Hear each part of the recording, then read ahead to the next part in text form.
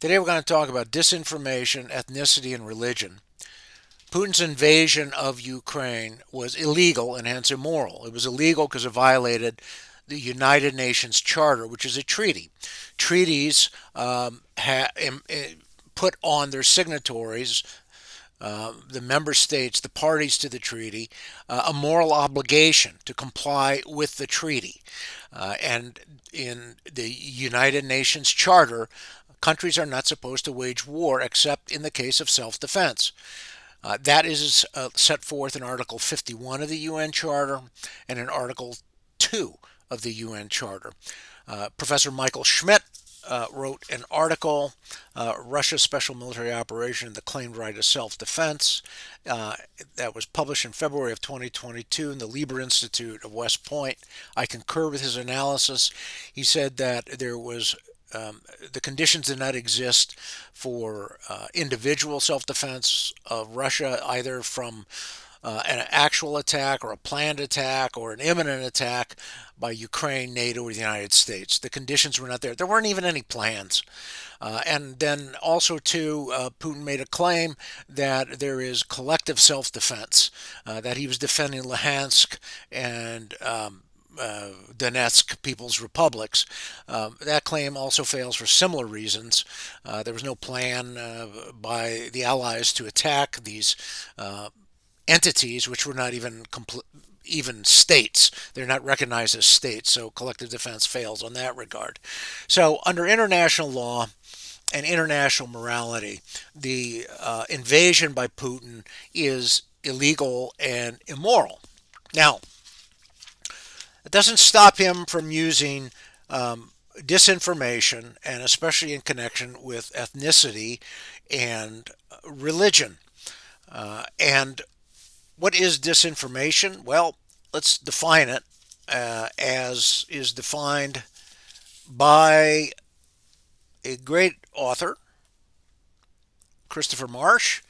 Putin's playbook, The Development of Russian Tactics, Operations, and Strategy from Chechnya to Ukraine. He says that disinformation is a false narrative to serve strategic purposes.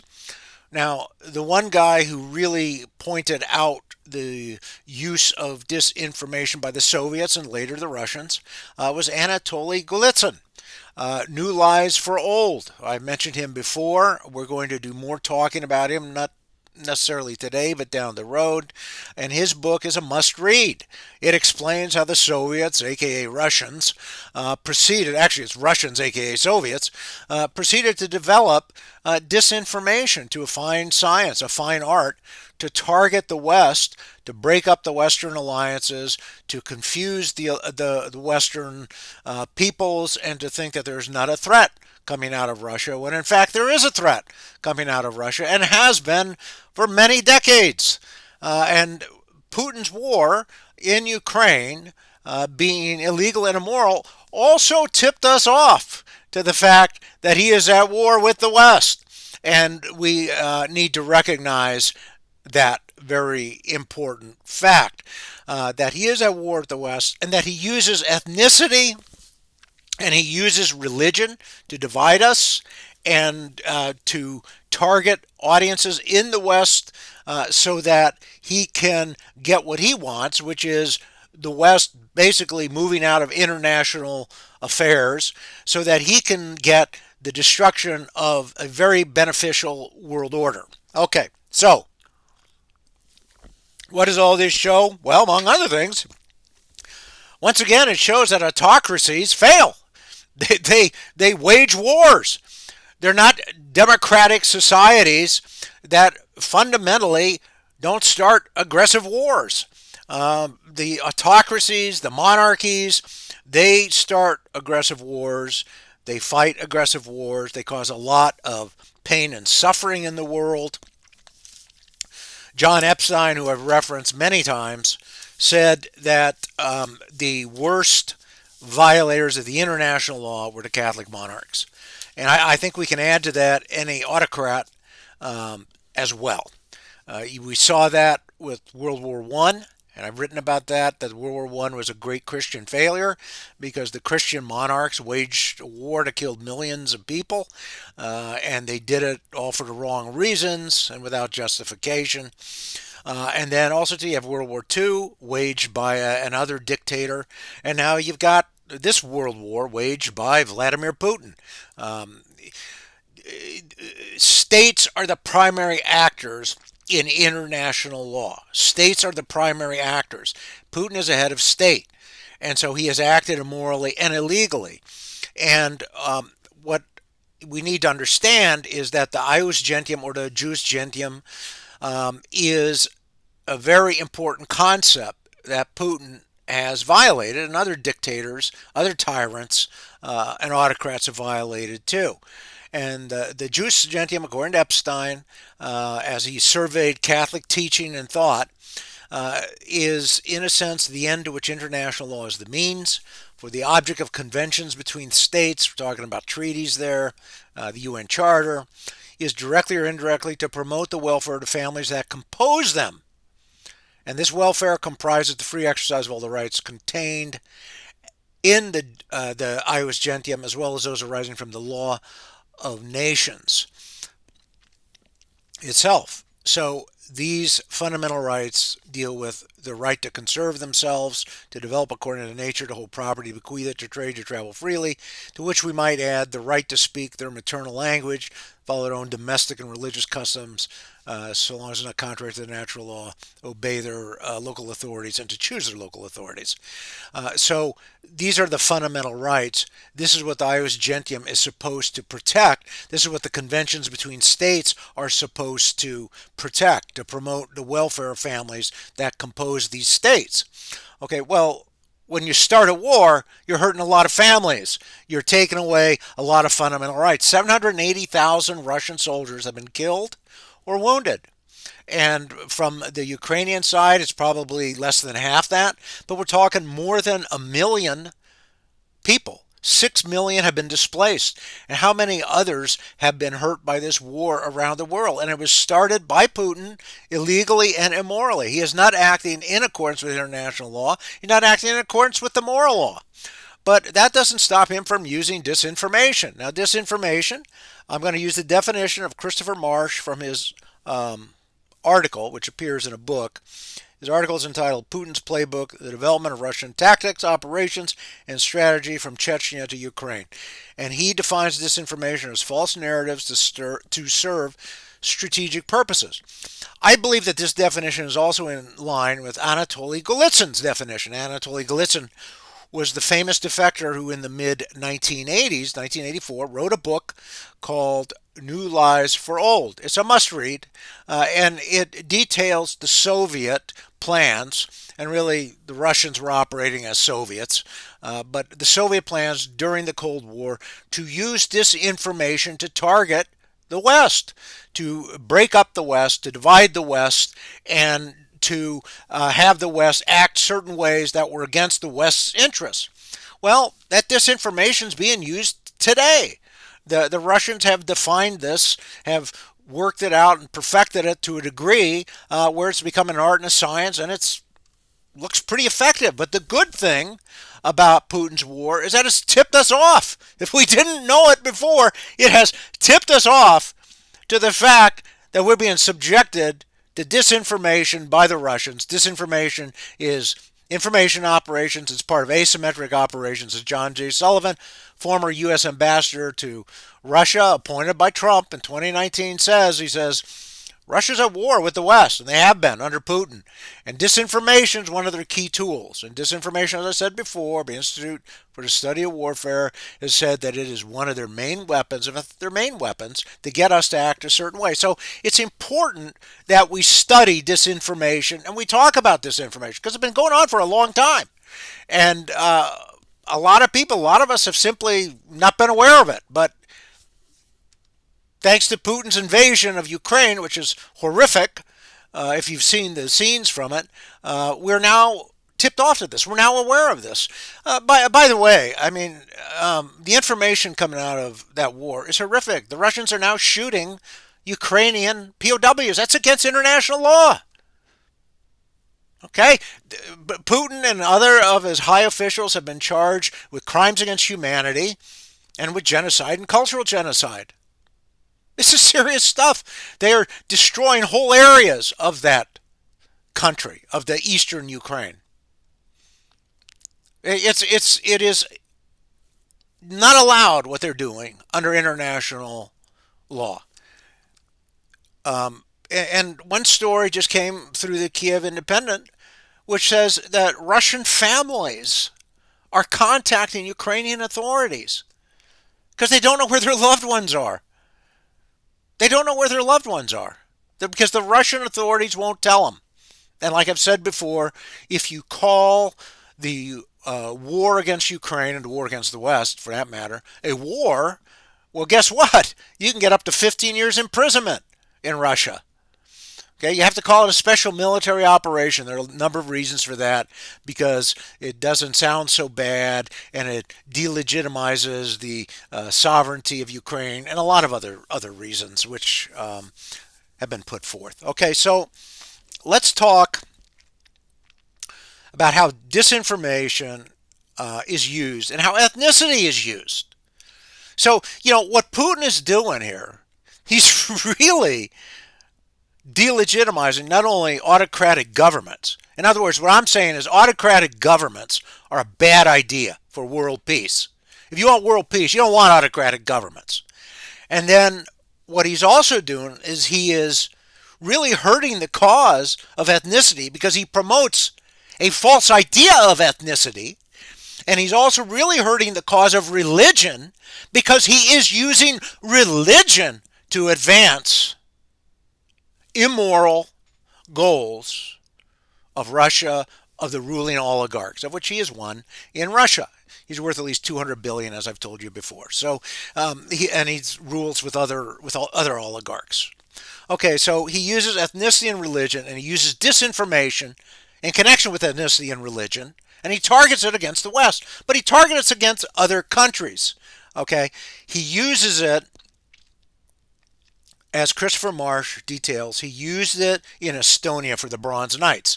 He says, hey, the Russians here are being treated badly by the Estonians. Oh, you're being discriminated against. He's inflaming these racial and ethnic hatreds. And by the way, if you watch the trolls on social media, which for craps and giggles I like to do sometimes, they are very racist. By that I mean they try to inflame ethnic hatreds and racial hatreds in this country and elsewhere. Okay? So we need to be aware of that. Again, thanks to Putin's invasion, we have become aware of his tactics and of his goals. And that's why he has to be stopped, because he's evil and he's got evil tactics, evil goals. I'm going to talk about that at the end of an interview of Gary Kasparov. Okay, we saw the same thing, use of disinformation to inflame ethnic hatreds in Georgia. And of course, we saw that in Ukraine. Russian... recently, a guy by the name of Nikolai Patrushev in the Romania Journal on January 15, 2 days ago, was quoted. He is an advisor to Putin, and he says Ukraine will cease to exist, Moldova will cease to exist, the European Union has no claim on Romania, and here's where the super nationalism comes.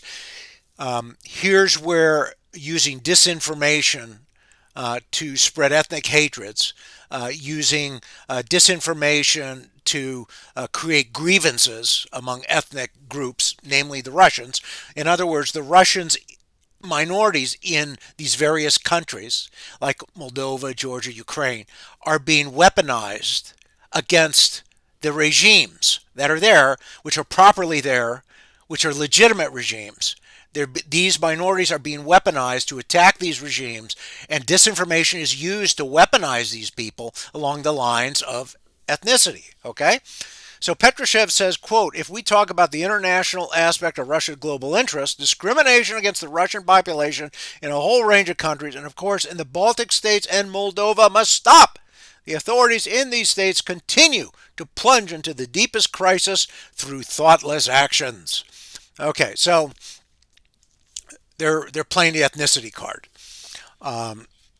and all of this results in strife within society.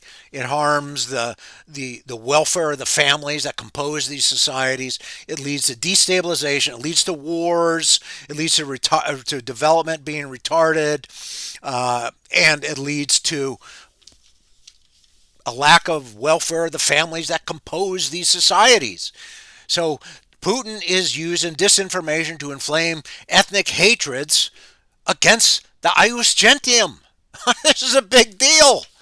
Okay, so what we have here, there's another story that I want to talk to you about. It came out in March of 2024. I have not read all of it. Behind a paywall. I thought I could get it, but I couldn't. Okay, it's an article called "How Putin Tapped a Well of Ethnic Hatred in Russia" by Anna Neptsova, March 2024. She talks about how Russian priests lead protests and battles in the streets of St. Petersburg and other Russian towns to attack the minorities. So what Putin did in Russia, which is largely Russian ethnicity, he used the priests and others to inflame hatred against minorities in Russia. Well, that's not Christian, okay? That's evil, all right? That hurts the welfare of families that compose that society. And he uses disinformation to inflame ethnic hatreds. And that is what that article describes and talks about. And behind all this is this super nationalism that I've talked to you about, and that Rebecca Koffler mentions in her book called Putin's Playbook.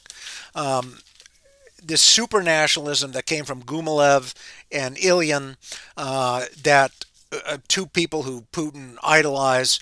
Supranationalism of the Russian people, the Russian nation should be preeminent. Okay, so Epstein, writing in the Ethics of International Law, which I've referenced before, he talks about this idea of nationalism. He talked about this idea of ethnic identity. Okay, and once again, Epstein is borrowing from the Catholic tradition, and it is the Catholic tradition. I don't want to say borrowing, or partly it is and partly it isn't. I mean, it's Catholic tradition. It's the natural law, and not only may it have originated amongst Catholics and Catholic theologians, philosophers, but it's been accepted by a lot of non-Catholics. Okay, so it is a very solid way of ordering societies around the globe. And I submit that this thought that I'm about to read to you is something that has infused the current international order. Okay? So sections 231, and this is, this thought of controlling disordered nationalism is what I'm talking about, has infused the current international order in a good way so that nationalities have their proper place. So what he talks about is sections 231 through 233 of the Code of International Ethics. He says, quote, "It is a fact willed by the author of nature himself that humanity, in itself a unity, should be diversified in individuals and societies according to heredity, natural and social surroundings, education, and customs." Okay, so there are different nations, different ethnicities. That's God's will. Okay. The traits and the characteristics which constitute a nationality are therefore natural values which each national group has the right to maintain, enrich, and defend against any attempt at assimilation or absorption. Okay. Although nationalism is a good and a sound thing in itself, it becomes a lawless and baneful passion. Lawless and baneful passion when national culture, which is truly valuable and important, is made an absolute value. Exaggerated nationalism does not hesitate to sacrifice the cultural values of other nations to this relative value, which it has arbitrarily made absolute. It will even claim to subordinate to itself the transcendental and universal notions of right, morality, truth, and religion. When nationalism has reached this pitch, it can no longer be reconciled with the precepts of right and Christian ethics. End of quote. So this is the nationalism of Putin, Gumilev, and others in Russia.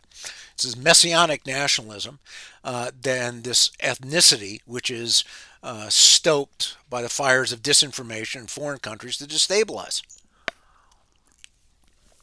Okay, so um,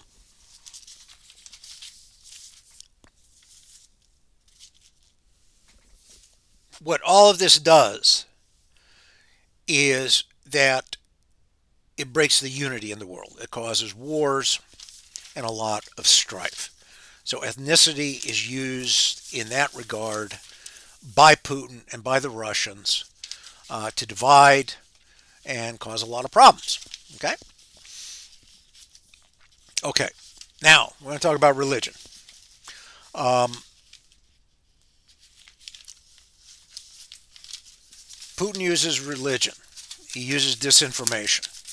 I've told you before that the Russian Orthodox Church um, was rebuilt by Putin, but it came at a price. Okay, you got to advance the Russian government's goals. You have to advance the Russian government's um, purposes.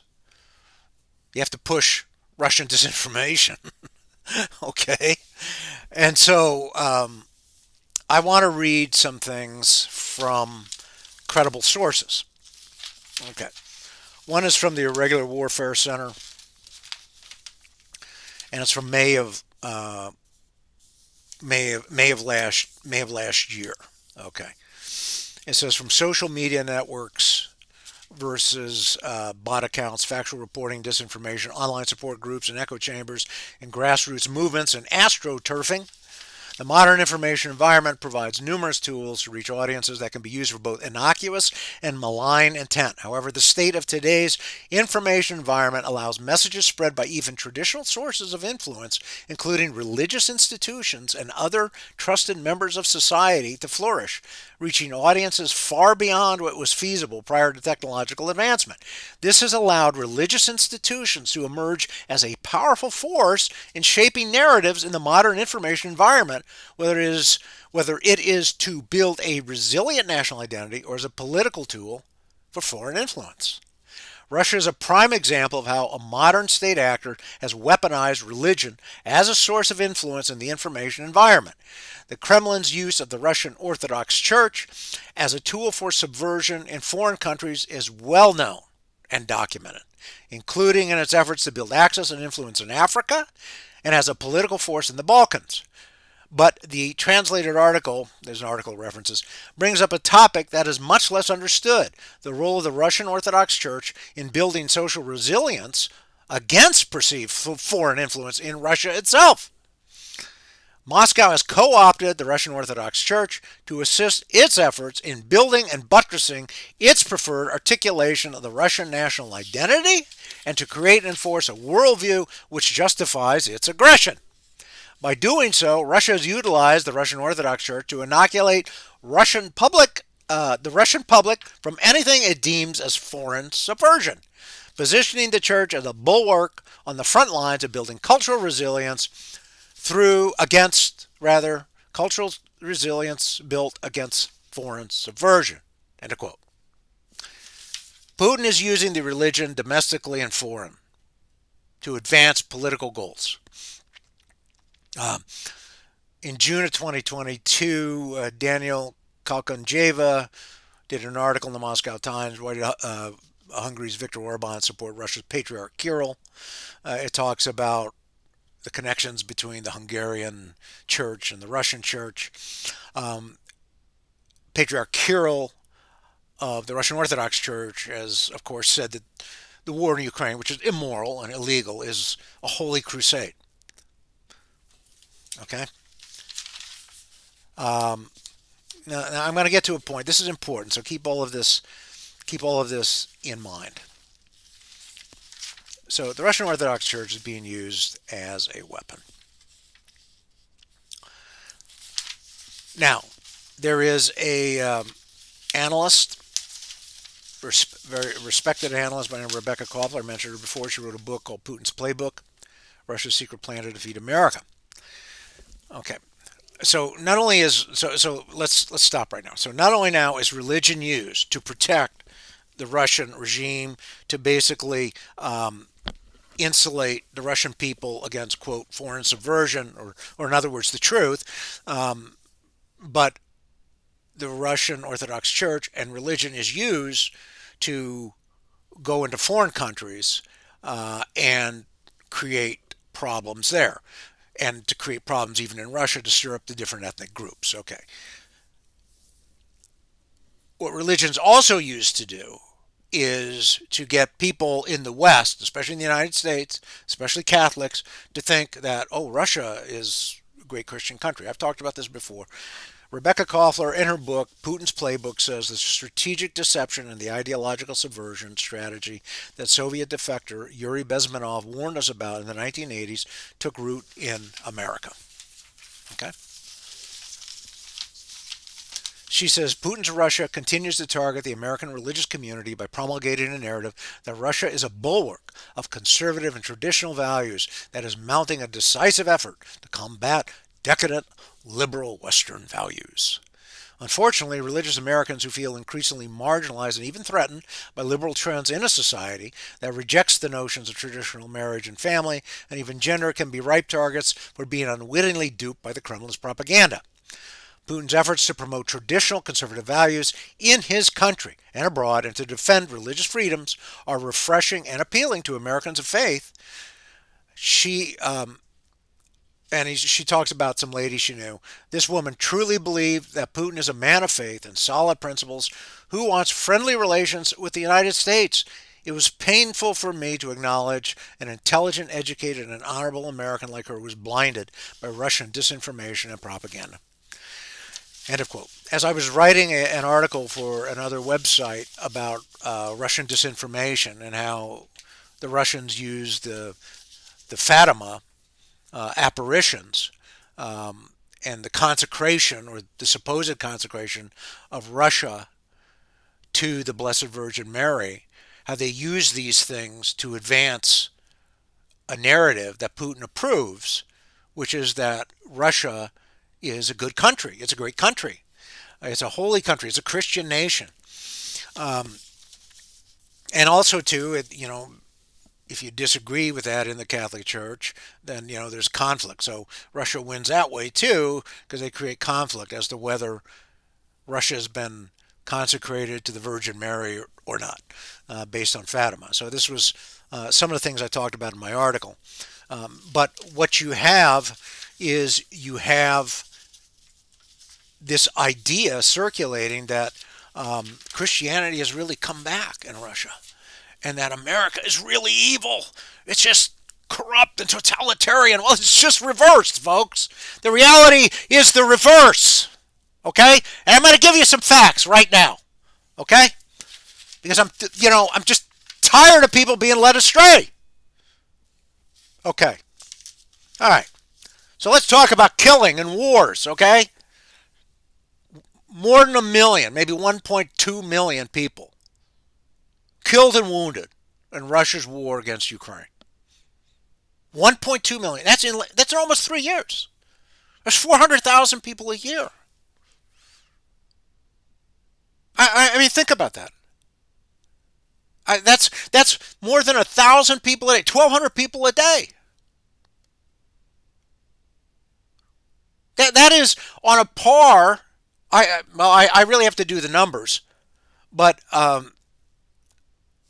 it's a very high percentage. I'm not going to say it's on a par with World War II in the Western Front. It might be, but I have to do the numbers. I mean, this is a very high level of loss. This is hurting a lot of families. And Putin started the war. Okay, so that's number one. Christian countries obey their obligations in the international realm. They obey the treaties, the UN Charter. They obey that. They follow that. Russia did not. Putin did not. Okay, so let's talk about divorce. Russia's a big Christian country. Family stronger. Somebody wrote something the other day saying the family is strong in Russia. They're getting promoted and benefited by the Russian government. All right, so divorce. According to Statista, Newsweek, and Petrelli law offices, Russia has one of the highest divorce rates in the world and has for a long time. Statista says In 2021, there were 4.4 divorces to 6.3 marriages. 2022, 4.7 divorces to 7.2 marriages. So the divorce rate about 65 to 70%. Newsweek says Russia has a divorce problem, one of the highest in the world since 1960s. Petrelli Law, okay, private law firm says Russia's number 4 out of the top 10 countries that have the highest divorce rates. So Russia's number 4. The USA is not even in the top 10. It's way, way down. The reasons Petrelli says are alcoholism, financial problems, lack of mutual understanding, infidelity. Looks like Christianity hasn't percolated down. That's because the priests and the patriarchs and the rest of them are too busy advancing immorality and war and dissension and everything evil around the world. What's the USA divorce rate? According to modern family law, about 40%. All right, income. By the way, I just saw an interesting fact on income. Well, I got to say this while I'm thinking about it. 40% of Russians, 40% of Russians don't have indoor plumbing.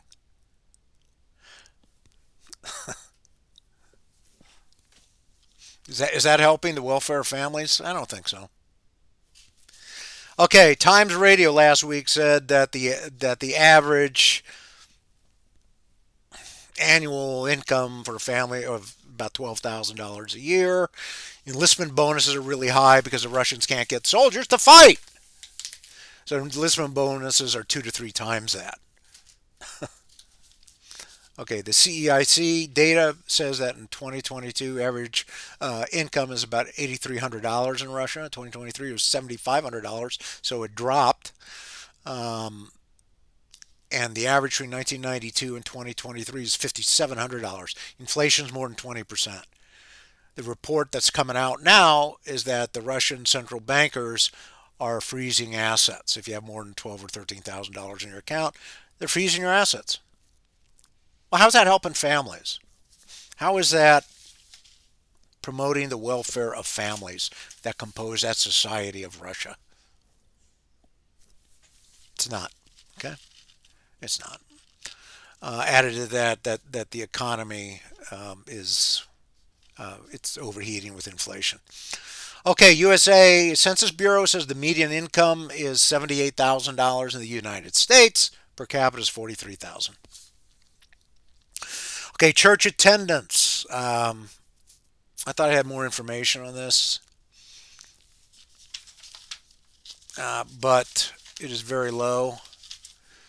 It is extremely low. The data is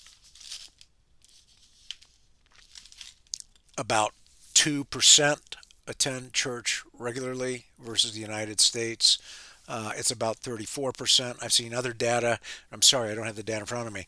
But the other data for Russian church attendance is about maybe as high as 7% to 10% or maybe 12% that attend church regularly. Population, again, Russia is collapsing population wise. And what that means is that Russia's having 1.4 children per woman. The United States is about 2.1 births per woman. The RT, Russia Times, December, Christmas Eve, 2023. Patriarch Kirill said Russia is in demographic bust. They need extraordinary measures to reverse it. Paul Moreland on January 7th, 2024 in unheard.com, and he's an expert on population issues. And to add to his credibility, he says climate change is not an existential threat, but population decline is an existential threat. And he says Russia's dying out. That's what Paul Moreland said. So the population in Russia is dying out. And it's not a sign of Christianity, does it? Um, okay, and we know then, of course, that the church is an instrument of the state, which is not the case in the United States, of course. So these things put the lie to any argument that, somehow there is this incredible amount of, Christianity that's reviving in Russia, it just simply is not happening. It's not. It's not happening. There, it is. Christianity is not happening. Okay, here's the information on church attendance. Uh, Pew said from a study about 10 years ago, it said as of 2008, there's up to 7%. Okay, 7% of Russians regularly attended church. Compare that with the U.S., about 34, 35%. Another website called Cultural said in 2017 it was about 5.4% church attendance in Russia. So the church attendance on a regular basis. So the church attendance is just simply not there. It is way, way below what the U.S. So to say that somehow there's some Christian resurgence and this is a pool of people are going to rise up out of Russia to convert the world it's ridiculous. It's nonsense. It's disinformation. It's not happening. It's not going to happen. You're being told lies. You're being told lies. And you're being told lies in the religious community to be sympathetic to the Russians and to buy their disinformation, which is to get the purpose of which, the goal of which, is to get the U.S. out of international affairs and to get us to hate our own society, our own country, which is actually quite beneficial to all of us. It actually does promote the welfare of families, especially when you compare it with Russia. Okay, so you got to know the truth. You're being told a lot of lies. Okay, here's more information. I apologize. This got out of order somehow. Um, and I apologize. So Pew, Flatov and Lunkin wrote a book, Statistics on Religion in Russia, 2006. It said about 0.5 to 2% are practicing Russians. So it's just it's a fraction of what we are. Um, a Gallup study said, according to Jeffrey Jones from March of last year, said 30 to 60%, 30 to 67% of Americans attend church regularly, depending on the denomination. So this is, magnitudes of order many times more than what Russia does. Again, I repeat myself here. Russia is not some great Christian society that's going to seed the world with Christianity. It's just simply not true. It is a lie. America has got far better conditions for the welfare of the family than Russia, as I've told you with these facts. But the big thing, you know, that people focus on is, well, LGBTQ. Russia's banned LGBTQ. Well, have they? Um, that is what people seem to focus on and think is more important than all the rest. And it is, you can see, simply a point of disinformation to create rifts in societies and to cause problems in societies. So what do we do? Gary Kasparov gave a very good talk a few days ago. It's a very short video, Kiev Independent, I believe, where he spoke about the need of seeing what Russia is, which is this autocracy, which has and which encourages through religion and other means this super nationalist identity, this messianic mission, which is dangerous to the world. And it is a view of nationalism which is inconsistent with Christianity, inconsistent with any claim that Russia is somehow a Christian nation. And it is used by the Russian authorities to fuel problems around the world.